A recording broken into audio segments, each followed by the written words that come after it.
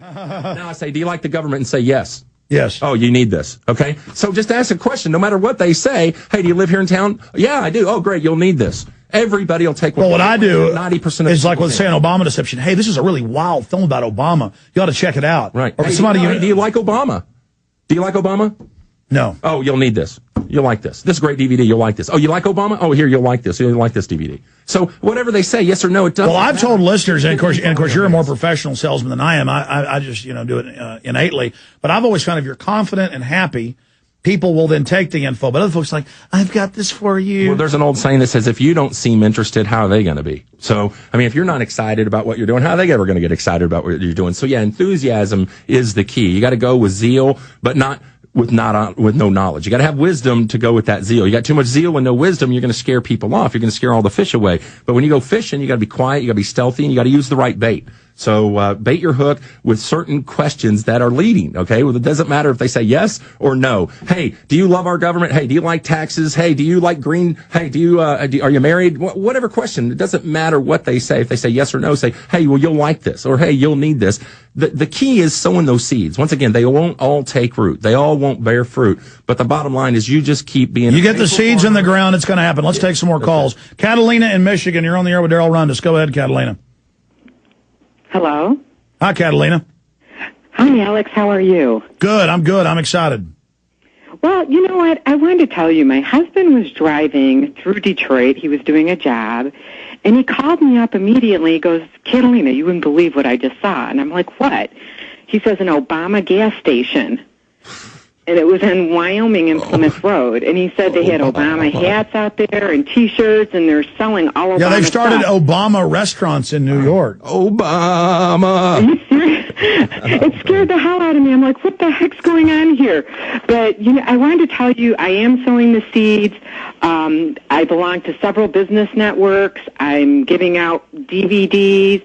I'm talking to people. I'm giving them your website. I've just been opening up eyes left and right, and whenever I get a new email, I always send it out or something interesting off your website, and people are asking questions, and people are starting to wake up. But my biggest concern is we're waking everyone up, and you kind of blew my idea of overthrowing the government. So what do you do to stop all this tyranny, stop all this terrorism? If you just start saying no to corruption and you start getting involved and going to city council and speaking and going to church and speaking out, this New World Order will fall. If you just say no, no, no, there's more good people than there are evil. If we just take action and educate others, this thing will fall. I appreciate your call, Catalina. Great call. And that was a question I wanted to have you on today about, because you're always so articulate over the phone about it. We'll have to have you back soon, Darrel, or over the phone at least. I'll make you drive down from Dallas. Romans 13, taken completely out of context. You say you're talking to Christians, and they're like, oh, I'm just going to let it all come and let it in. Even if it is the end of the world, don't we have to warn people? Absolutely. I mean, that is just another excuse for people not to face their fear and to get up and get out and do something. I mean, we are called to be the light of the world as a Christian. I mean, you know what? I get sick to my stomach when I think about all the apathy within the church today. It's not just people in America, but Christians in particular ought to be the ones leading the charge against the evil deeds done in darkness. They're called to expose those deeds done in darkness. And yet, every time I even share with them about a corrupt police officer or about a politician who's lying or cheating or stealing, you know what they say? They say, oh, Romans 13, got to submit to authority. You know what? Poppycock. I say, hey, you know what?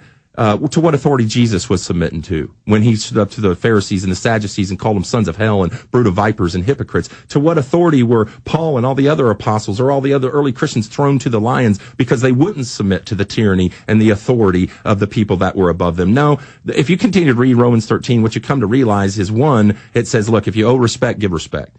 Okay, so in other words, hey, if they come to arrest you, don't resist. Okay, you know, they don't deserve it, they don't earn it, but hey, you know what? I've seen you get arrested in New York City, and what did you do? Did you throw a fit? Did you resist? No, you went with them, and then no, because then they lost. If I'd have fought back, they would have won. They would have won. That's right. It's like Gandhi; it made them look bad. That's right. So civil disobedience. That's what we need. Civil is the key word. Civil disobedience. But moreover, look, our governing authority isn't the politicians. Okay, they work for us. The governing authority. Well, if we had a godly government, it would be. And plus, this is a new government, a new form, where we the people, not a king. That's it. We're not subjects. And so that means render unto Caesar. That's us. That's right. We are Caesar. The Constitution is our governing authority. And when you see someone breach that Constitution, you ought to get up, stand up. Exactly. When the police and the military and the government violates the Bill of Constitution, they're violating Romans 13. They ought to go to jail.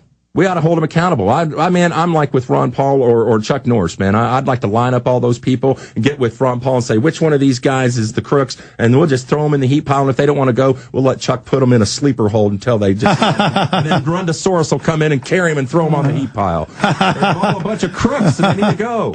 Hey, Darrel, fire out the websites again. We'll have you back soon. Love you to death. Thank you for the donation because they had a big victory taking that from us. It's mine. I got it. TinandWin.com. Go register to win, even if you can't list the law. And in 60 days and counting, youdonews.com. Get up, go out, get something. Well, Darrel, we'll have you back on as that launches. Thanks for all your support. Hey, my pleasure, man. God bless you. I like Darrel. He is a real character and a great guy and has a lot of energy. We'll be back with this Jesse Ventura, where he talked about waterboarding with us 6-7 months ago, airing for the first time here since it's such big news now. I thought I'd air it. Stay with us. Do you understand how dark it is? How far down the line we are? How late it is?